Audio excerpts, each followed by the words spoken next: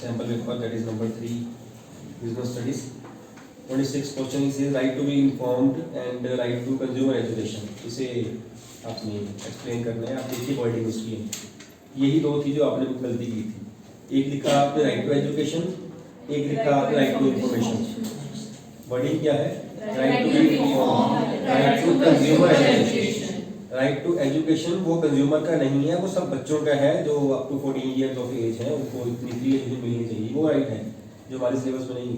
यहाँ पे क्या है? Right to consumer and right to be informed. कौन बताएगा मेरे को राइट टू बी इन्फॉर्म्ड? मैं पहले भी सुन चुका हूँ. पेपर जब हमने डिस्कस किया था वहाँ पे मेरे ख्याल से यही आया था ना, ये इसमें से ही आया था. और राइट टू बी इन्फॉर्म्ड बताइए बेटा, आप बताइए. Right to be informed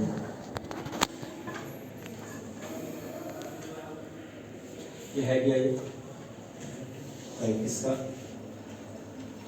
right किसका है? कंज्यूमर. ठीक. तो फर्स्ट लाइन बन सकती है, it is one of the rights of the consumer. या इसको और कर दे, it is one of the very important right. जैसे करते हो तो मैं इट्स वेरी इंपॉर्टेंट राइट. मैंने कितना 6 में से यही इंपॉर्टेंट है, 6 में लिख देते हो. It is the most important. लिखते वेरी नहीं उसको, it is the most important. 6 rights हैं, 6 ही आपके मोस्ट बन जाते हैं, है ना. चलो मतलब लॉजिकली हम अगर थोड़ी सी बात करें तो ये है कि it is one of the main rights. One of the भी हो गया, मेन भी हो गया, जैसे मर्जी भी सोच ली.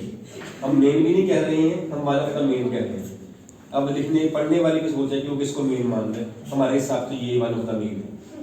एक हो गया, है ना. कौन सा पूछा है मैंने? इन्फॉर्मेशन. अच्छा, इन्फॉर्मेशन चाहिए कंज्यूमर को. किस चीज चाहिए उसको इन्फॉर्मेशन? किस चीज चाहिए? आप कोई चीज परचेज कर रहे हो, ऐसे ले आओगे या उसमें कोई इन्फॉर्मेशन देखोगे पहले आप क्या ले रहे हो क्या नहीं ले रहे हो? देखोगे. क्या देखोगे? क्या देखते हो? प्राइस देखते हो. Very good. और क्या देखते हो? बस प्राइस. दूध नहीं ले आएंगे भी, और प्राइस देख के ले आएंगे. कुछ चीज देखेंगे. क्वालिटी कैसे चेक कर लोगे आप? वहाँ पर टेस्ट करके देखोगे.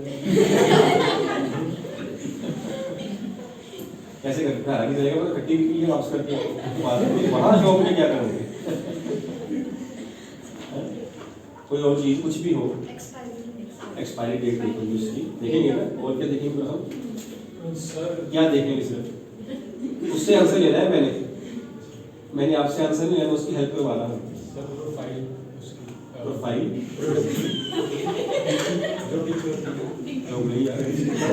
Second is right to consumer education. यहाँ तो क्वेश्चन लिखा है जहाँ से आप पढ़ रहे हो, मैं बता ही रहा हूँ.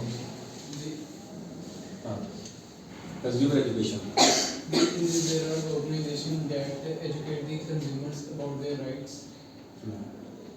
The government. This is the right of the consumer. यहाँ से आपने स्टार्ट करना है.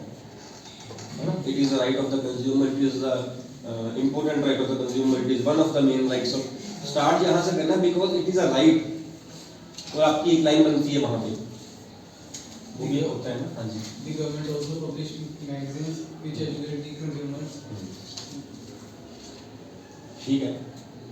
Means consumers have a right to acquire the knowledge about the products and other things. है ना. How? कैसे?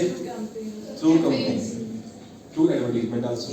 है ना. फिर आप लिख दो गवर्नमेंट जो है वो चला रही है ऐसे कई प्रोग्राम चला रही है. फिर जो है वो NGOs हैं जो गाइड करती हैं कंज्यूमर्स को, एजुकेट करती है कंज्यूमर को.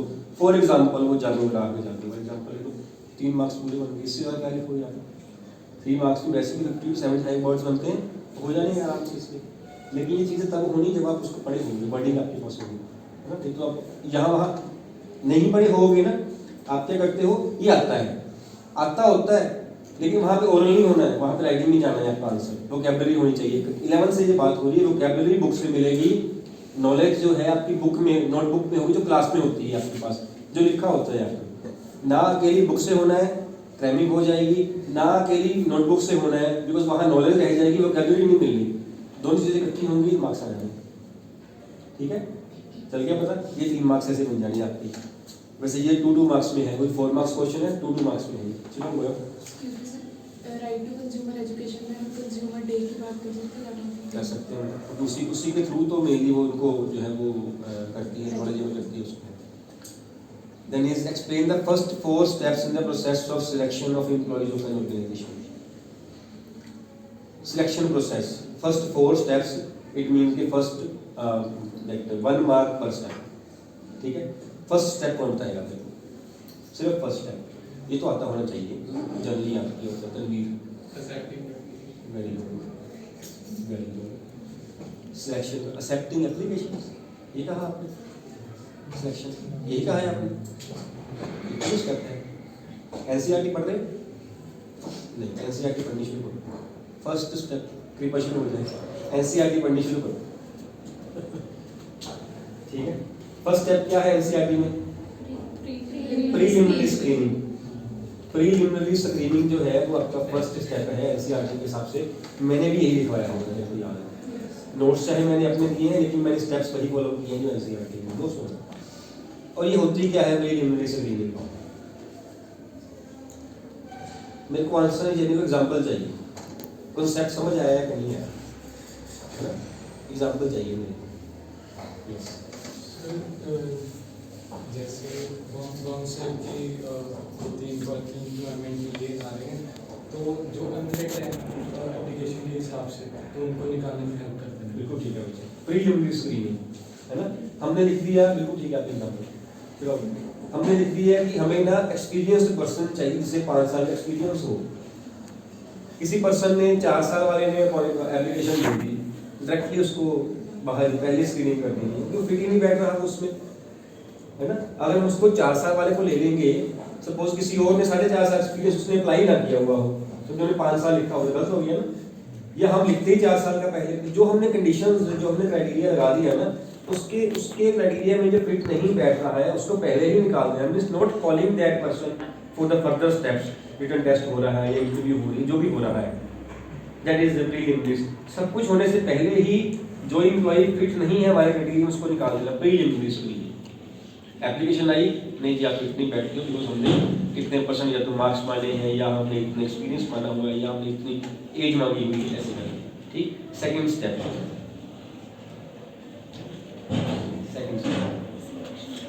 हाँ जी, selection test, yes, selection test जहाँ पे बनता है वहाँ पे होगा। एंड थर्ड स्टेप, उसके बाद सिर्फ नेम बोलना है, सिर्फ नेम, बाकी आपने पढ़े हुए हैं या पढ़ लोगे पालोगे। एम्प्लॉयमेंट इंटरव्यू हो जाएगी, उसके बाद फिर क्या होगा, last step background check, background references लेने की, जहाँ से वो काम पहले का किया है वहाँ उसका कैसा रिकॉर्ड है ना। इसके लिए प्रीवियस एम्प्लॉयर तो है ही, या फिर उसके जो है वो कोई फ्रेंड सर्कल में हो गया, या उसने जिसके नेम लिख के दिए हुए हैं उसमें एप्लीकेशन में, उससे फ़ोन करके पूछना या पर्सनली पूछना, चेक करना उसका पिछला रिकॉर्ड कैसा है। हो सकता है इंटरव्यू में बड़ा डिसेंट सा बन रहा हो लेकिन वो हो ना, है ना, पिछली जॉब से कोई प्रॉब्लम आई उसको निकाला ही गया होगा, ऐसे रेफरेंसेस चेक कर ली। These are the first 4 steps of selection process, ठीक है। Next question is, next case study है, केस स्टडी है, और पहले हम क्या करेंगे, क्वेश्चन पढ़ेंगे। नवनीत पढ़िए बेटा question. State whether the shareholders gained or lost in respect of earning per share on diversification. Show your calculation clearly. Also state any one factor that favor the issue of debenture by the company as a part of its capital structure. Yes. क्या topic बनता है? नहीं, जो ए part पूछा था topic हमने कब पढ़ा, EBIT टॉपिक क्या था, ट्रेडिंग यूनिट। ट्रेडिंग यूनिट याद है, चैप्टर नंबर 9 का लास्ट टॉपिक हमने किया था, जो मैंने कहा था कि एक न्यूमेरिकल ही है, वो बिजनेस स्टडीज में एक न्यूमेरिकल है, एक बार 3-4 साल पहले टॉपिक ही आ गया था, हमने एजम्पशन करके, आपको याद होगा सिचुएशन 1, 2 एंड 3। इसमें उसमें क्या है, उसने अगर बोल दिया एक्सप्लेन ट्रेडिंग ऑन इक्विटी, फिर जो हमने किया हुआ है ना, चाहे वो याद ही किया हो वो लिख दें चलेगा। अब यहाँ उसने वैल्यूज दे देनी है आपको, अब आपके पास वो नॉलेज होनी चाहिए वो कैसे कैलकुलेट किया है ना। करिए बेटा, पढ़िए ये सब। Sonam Limited is a company manufacturing textile. It has a share capital of 60 lakh raised through issue of 6 lakh share of 10 each. The earning per share in previous year was 0.50. For diversification, the company required an additional capital of 40 lakh. The company raised funds by issuing 10% debentures for the same. During the current year, the company earned profit of 8 lakh on the capital employed. It paid tax 40%. Yes. अब इसमें हम क्या करते हैं, इसमें हमने ये check करने के लिए कि whether the share holders have gained और लॉस्ट, हम ईपीएस निकालते हैं, अर्निंग पर शेयर, है ना, ईबीआईटी को डिवाइड करते हैं नंबर ऑफ इक्विटी शेयर्स के साथ। इसने पहले वाले केस का अर्निंग पर शेयर दिया हुआ है 0.50, है ना, 50 पैसे उसने पर शेयर अर्न किए, ऐसे हुआ। सेकंड का हमने निकाला कि जब उसने चेंज उसने क्या किया है, उसने डिवेंचर्स इशू किए, ऐसे किया ना, कहता उसके पास पहले ही 6 लाख शेयर 10 रुपए के हिसाब से 60 लाख के पड़े हुए थे और अर्निंग पर शेयर जो थी आपकी वो 50 पैसे थी। For diversification the company requires additional capital of 40 lakh, इसके लिए कंपनी ने 10% डिवेंचर्स इशू कर दिए। ठीक, अब आपने ये बताना है, और जो कंपनी का प्रॉफिट हुआ वो हुआ है आपका 8 लाख रुपीज का। आपने ये बताना है कि शेयर होल्डर्स को प्रॉफिट हुआ है कि लॉस हुआ है। Will compare what with what, EPS of previous situation and current situation. Previous का हमारे पास है, पिछले का हम निकाल लेंगे। कैसे निकालते होते हैं, याद है कैसे? कैसे निकालते हैं? हाँ, अब शुरू कहाँ से करेंगे हम? EBIT से। EBIT हमें कितना दिया, earning before interest and tax, कितना दिया हुआ है हमें? This is the situation when the company had issued debentures worth rupees how many? 40 lakhs, है ना? EBIT is given rupees how much? 8 lakh. 8 lakh. Earning before interest and tax. इसमें से अब पहले क्या माइनस करते हैं हम? इंटरेस्ट। इंटरेस्ट यहाँ बनता है, पिछले केस में नहीं बनता था। पिछला केस हम कैलकुलेट क्यों नहीं कर रहे हैं? कि हमने पहले ही उन्हें दिया हुआ है करके 50 पैसे पर शेयर में कमाई, है ना। हम तो अब देखना है कि अब बढ़ रहे हैं या कम हो रहे हैं। इसमें से हम इंटरेस्ट ऑन डिवेंचर्स माइनस कर देंगे। डिवेंचर्स कितने के हैं? इंटरेस्ट कितना बना है? कितना बना है? 4 लाख माइनस 4 लाख, ये आपका बन गया 4 lakh. This is profit before tax, ये आ गया। इसके बाद tax minus tax, tax is 40, कितना बन गया ये? 160,000, ये आपका बढ़ गया 2 लाख। ये 2 लाख 40 आया क्या है? ये profit after tax, means profit divisible to shareholders, ऐसे ही है ना। डिविजिबल प्रॉफिट कैसे, जो शेयर होल्डर्स का बना हुआ है। ठीक, earning per share, profit after tax is earning after interest and tax, की बात है। अर्निंग पर शेयर का फार्मूला क्या होता है? Available profits divided by number of shares. How many number of shares are there?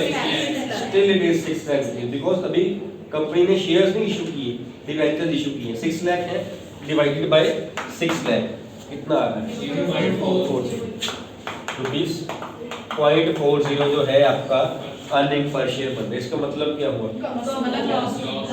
दो चीजें बतानी है आपने, शेयर होल्डर्स हैव लॉस्ट, है ना, एंड रुपीस 0.10 का लॉस। उसने पूछी है अमाउंट क्या? नहीं, बस यही पूछा है। तो आपने ये बता के बता देना कि पहले उनका 0.50 का प्रॉफिट हो रहा था पर शेयर का, अब 0.40 का प्रॉफिट हो रहा है पर शेयर का। तो they have lost, share holders have lost earning per share. Second point क्या पूछता है वो? Also state any one factor that favor the issue of debentures by the company as part of its capital structure. Means हमने debentures का कोई merit बताना है, कोई एक merit that favor the issue of debentures by the company, कोई बता दीजिए, कोई एक बता दीजिए। और कोई कितनी मेरिट्स हैं हमारे पास debentures की? कितनी मेरिट्स हैं बताना बेटा? Deductible expense by calculating the income, yes. Flexibility, किस कैसे flexibility? Flexibility मतलब हम उसको वापस कर सकते हैं जब हमें नहीं चाहिए, ओवर कैपिटलाइजेशन से बचने के लिए। बट जो शेयर होल्डर का हेडिंग चेंज करें थोड़ा सा। फ्लेक्सिबिलिटी लगता है जैसे यूज करते हुए फ्लेक्सिबिलिटी हो रही है, ऐसे हेडिंग क्या हो सकता है? और can be redeemed when surplus funds are there, हो सकता है ऐसे करके छोटा कर लेना इसको, मतलब है ना। हेडिंग से आपको क्लियर हो जाए फ्लेक्सिबिलिटी रिगार्डिंग यूजेज लगती है, या फ्लेक्सिबिलिटी के साथ एक आध वर्ड ओवर करके थोड़ा क्लियर कर दीजिए, तो एक्सप्लेनेशन में लिखोगे ही आप, है ना? और कोई point?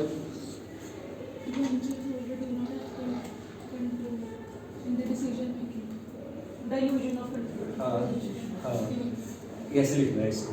They don't have anybody nice, marriage में लगती है, डीमैरिज लगती है, they don't have this thing, है ना? या बताना पड़ेगा, या no division of control, no division of control करना चाहिए, ठीक है?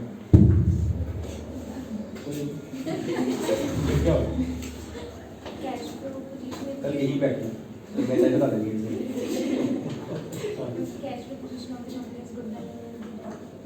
Can be redeemed when surplus funds are there, है ना? ठीक है जी। जब कैश फ्लो अच्छा हो हमारा, हमें डिबेंचर इशू करने चाहिए, because company is in a position to pay interest and that amount of capital. Less flotation cost, less flotation cost, debenture की जो कॉस्ट है वो कम होती है, फ्लोटेशन कॉस्ट। ये क्या होती है flotation cost? Cost of issue, cost of issue securities, cost of issue securities is flotation cost. एक टर्म आई थी ब्रिज फाइनेंसिंग, याद है इसमें क्या होती है? Hand raise bridge financing. Yes, नहीं ब्रिज फाइनेंसिंग को कमर्शियल पर नहीं करते, तो मेरे सेकंड आंसर क्वेश्चन खराब कर दिया। जैसे कोई भी कंपनी को फ्लोटेशन कॉस्ट बेयर वगैरह करना हो तो फिर उसको ब्रिज फाइनेंसिंग है, उसको कह सकते हैं। कौन सा ठीक करेगा इसको? ठीक है, याद किया हुआ है और क्रैम किया हुआ है, बस है पर क्रैम किया हुआ है। दोबारा बोल दो, आंसर बोल दो, बस दोबारा बोल दो। पता है आंसर? पता है क्या होती है ब्रिज फाइनेंसिंग? जब कंपनी ने सिक्योरिटीज इशू करनी है तो फ्लोटेशन कॉस्ट लगती है, और जब कंपनी के पास फ्लोटेशन कॉस्ट के लिए पैसे का मनी नहीं है तो तब हम जो सिक्योरिटी इशू करके वो पैसा सिक्योरिटी जो सोर्स है सही वर्ड यूज किया उसने, सोर्स। बहुत सही वर्ड, उसने नाम नहीं बताया है सोर्स का। Very good morning. जो सोर्स से हम पैसा लेते हैं तो यस, मींस जब हमारे पास फ्लोटेशन, सी कंपनी ने शेयर डिवेंचर इशू करने हैं, क्यों? कंपनी के पास पैसा नहीं है। अब शेयर डिवेंचर इशू करने के लिए भी तो फ्लोटेशन कॉस्ट पे करनी पड़ेगी, कंपनी के पास वो भी नहीं है। पहले कंपनी उसका सोर्स ढूंढे फ्लोटेशन कॉस्ट का, फ्लोटेशन कॉस्ट करे, फिर कंपनी शेयर इशू करे या डिवेंचर इशू करे। तो जिस सोर्स से कंपनी जो है वो फ्लोटेशन कॉस्ट अपनी मतलब अरेंज करेगी, उसको बोलते हैं bridge financing. Means securities issued for covering the flotation cost. और जनरली ब्रिज फाइनेंसिंग कहाँ से होती है? Commercial papers, they are used for issuing the flotation या ब्रिज फाइनेंसिंग पर्पस। ठीक है, ये सेकंड क्वेश्चन है। देन इसी का ही सेकंड पार्ट, 28 क्वेश्चन का ही सेकंड पार्ट है समीर इनहेरिटेड वाला। ये भी आपका केस स्टडी है, कौन पढ़ेगा? पहले आप पढ़ोगे, दूसरा क्वेश्चन पढ़ो, क्वेश्चन पढ़ना। Identify the type of financial service that Subhash has offered to Sameer. Briefly state any 3 points highlighting the importance of the type of financial service identified in part 1. Yes, financial service की बात हो रही, किसी friend ने दूसरे friend को वो सलाह दी, तो हमारा जो ध्यान है उस साइड जाएगा। नहीं तो ये ऐसे नाम वाम लिख के तो मैनेजमेंट से स्टार्ट कर लो, कंट्रोलिंग का सारे चैप्टर्स की कोई भी केस स्टडी आ सकती है ना। पढ़िए बेटा, क्वेश्चन पढ़िए। Sameer inherited a very large area of agricultural land in Haryana after the death of his grandfather.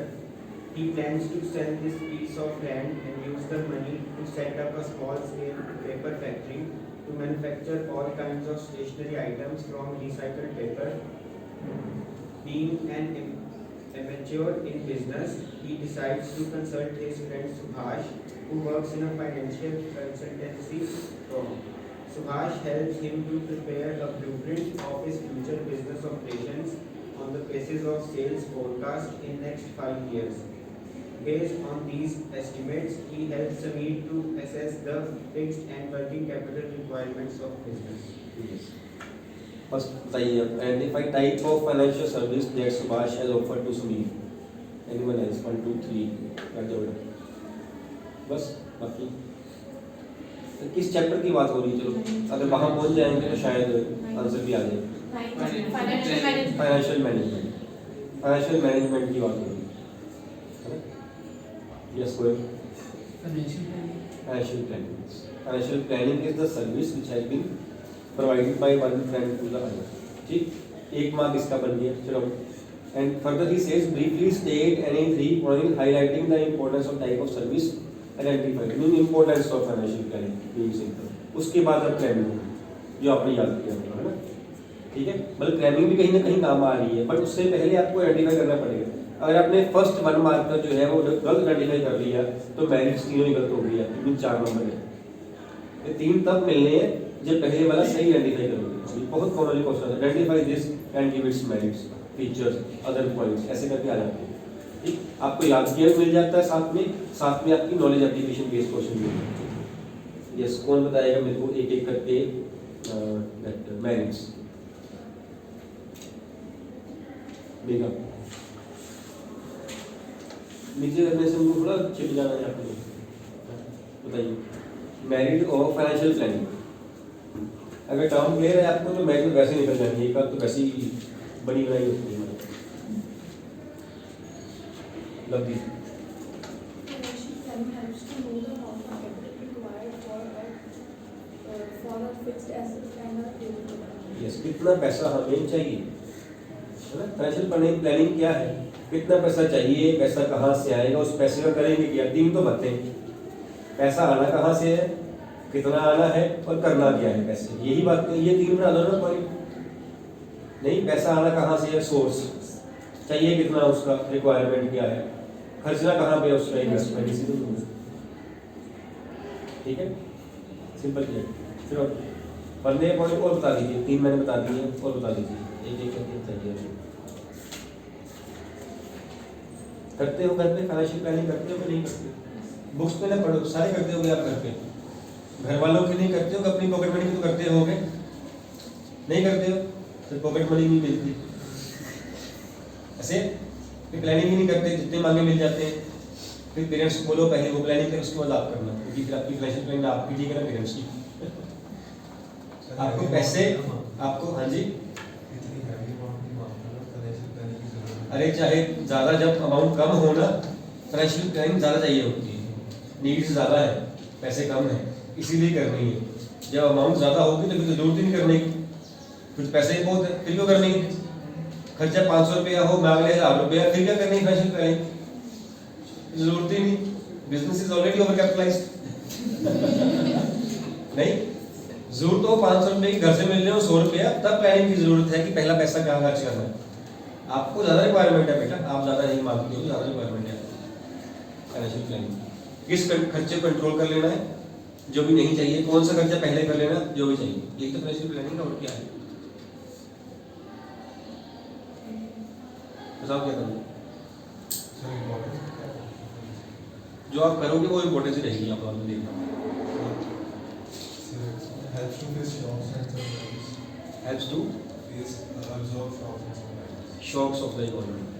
यही पॉइंट था, है पॉइंट हमारा ऐसा बनाना.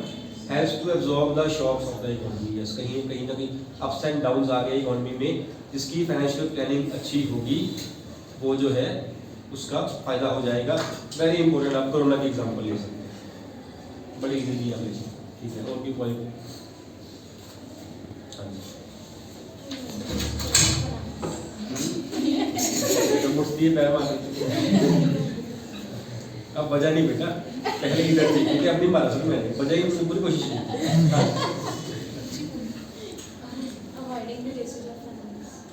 Avoiding the wastage of finance. It helps in avoiding the wastage of finance. और helps to forecast the future. forecast, है ना. Planning इसकी finance के रिगार्डिंग फोरकास्टिंग हो जाती है, पैसा कहाँ से आएगा, कहाँ खर्च करेंगे. और कोई फाइनेंशियल कंट्रोल. ठीक है, Helps to develop link between investment and financing. Investment and financing. पैसा कहाँ से आना है, कहाँ खर्च करना है, इसको लिंक करना है. उसमें पैसा आ तो गया, प्लानिंग होगी, आना है, खर्च करना कहाँ करना है, लगाना कहाँ पे, पड़ा रहा आगे फायदा क्या हो, एम इंटरेस्ट देते रहे. जब अरेंज करना है साथ में, ये भी साथ में डिसाइड करना है पैसा लगाना कहाँ पे है, तभी तो फायदा है. पैसा लगाना 6 महीने के बाद, लोन आज ले लिए 6 महीने का इंटरेस्ट जरूर दे देंगे हम, तो लोन ही हम 6 महीने के बाद लेंगे. It's very important to link the financing and investment business. चलिए आगे है आपका question number 29. Describe any 4 organizational barriers to communication, ये है सिलेबस में? नहीं है ना बैरियर्स टू कम्युनिकेशन। चलो वैसे बता दीजिए, एनी 4 ऑर्गेनाइजेशनल बैरियर्स। चलो एनी वन बैरियर ये है ही सिलेबस में, सिर्फ हल्का सा ही बन सकता है। एनी वन ऑर्गेनाइजेशनल बैरियर, होली बहुत सुन रहा है यहाँ खड़ी है, मेरे को आवाज नहीं लेकिन मैं शाम को डॉक्टर के पास मेरी कान सिस्टमेटिक बैरियर। सिस्टमेटिक बैरियर, पहली बात तो वो सिस्टमेटिक नहीं है, दूसरी बात वो सिस्टमेटिक होता तो पॉजिटिव बात कर रहे हैं, हम तो बैरियर की बात कर रहे हैं, है ना? ऐसे ही बात कर रहे हैं, ऐसे वाले ही मार्क्स। उसने कहा ये देखो ऐसे ही मार्क्स मिलने 6 देने तो उसने ये काट दिया ऐसे ही है, मिलते है वो। और दूसरी बात वो सिमेंटिक बैरियर है, और तीसरी बात वो सिमेंटिक जो है वो ऑर्गेनाइजेशनल नहीं है। इसकी टाइप उसने ये नहीं कहा नेम एनी 4 बैरियर्स, उसने कहा नेम एनी 4 ऑर्गेनाइजेशनल बैरियर्स। पढ़ा नहीं ध्यान से, अंडरलाइन करने से कुछ नहीं होना। ऑर्गेनाइजेशनल बैरियर सर कहते हैं करने की पड़ती है, पढ़ेगी भी तो ही तो है ना। ऑर्गेनाइजेशनल बैरियर एक कदे बता दो, कोई पढ़ा तो वही है हमने, सीबीएसई ने कहा ना सिलेबस में नहीं, पर पढ़ा देना बच्चों को, पढ़ा दिए तो सुन भी सकता हूँ। जो सिलेबस में है वो कौन सा आता है? ऐसा ही है, सिलेबस में मत सुनो, सिलेबस में अभी कौन सा आ रहा है? कोई बैरियर नहीं होता। There are 3 types of barrier, psychological barrier and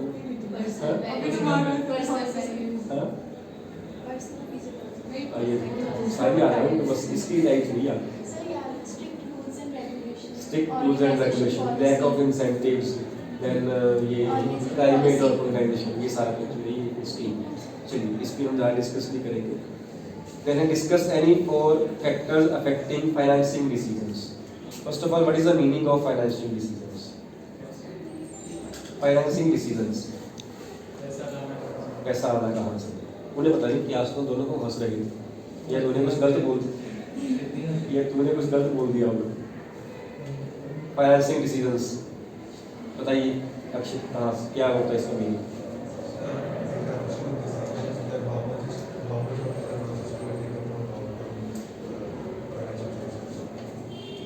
and short term में, लॉन्ग टर्म क्यों बता रहे हो? Source, it helps to know the sources of the finance, कहाँ से पैसा आएगा।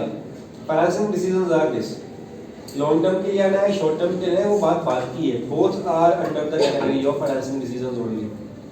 कोई लोन साल के लिए लेना है, कोई लोन 6 महीने के लिए लेना है, कोई शेयर इशू करने हैं, वो सारे फाइनेंसिंग डिसीजंस नहीं है ना। अकेला लॉन्ग टर्म मत लिखना, गलत हो जाएगा, ये तो लिखना ही मत, सोर्सेज लिख देना, या फिर long term and short term दोनों लिख देना, तब कंप्लीट मान जाए। लॉन्ग टर्म लिख लोगे लेकिन के शॉर्ट टर्म इसमें नहीं आते हैं, गलत है ना, मिसलीडिंग सा आंसर हो जाएगा फिर। और इसके बारे में 2 लाइन ऐड कर दीजिए, एक आध लाइन बस ऐड कर दीजिए, कोई ऐड कर दीजिए, कुछ भी ऐड कर दीजिए इसमें। एक अगर आपने यहाँ पे इंट्रोडक्शन देनी हो ना तो थोड़ा सा कम कर दीजिए, एक आध लाइन और कर दीजिए। हाँ जी वही है, वही बोला उसकी जो ये थोड़ी सा मैं दोबारा लिख लो, लाइट नहीं लिखी है, it is the part of financial, इसको फिर पहले ले सकते हैं, है ना, इसको पहले ले सकते हैं। It deals with the sources of the finance, from where the finance are to be arranged. अब उसने पूछा क्या है यहाँ पे, फैक्टर्स अफेक्टिंग, क्योंकि अगर आपको मीनिंग नहीं पता है फाइनेंशियल डिसीजंस का तो फैक्टर्स अफेक्टिंग नहीं हो सकता। ठीक, चलिए बताइए 4 factors affecting the financial decisions. Sir बच्चे पे